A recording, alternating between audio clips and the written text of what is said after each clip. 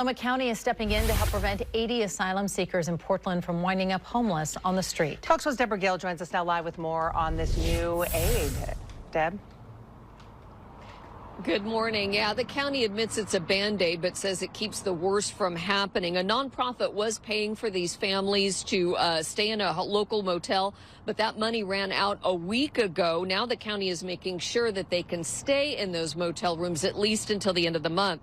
Multnomah County Chair Jessica Vega Peterson says this latest aid will ease the anxiety and fear of those families who are going through the legal process to be in the U.S.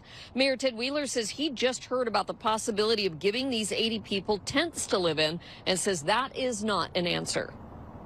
We spend most of our time here at City Hall trying to solve the homeless crisis, not contribute to it.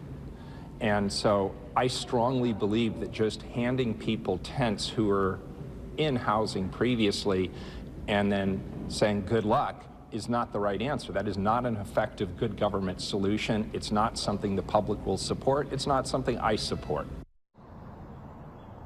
The county is calling on the state, the city, and faith communities, as well as even federal partners, to help come up with long-term solutions. The county chair expects meetings on this to start next week. Reporting live in Southwest Portland, Deborah Gill. Good day, Oregon.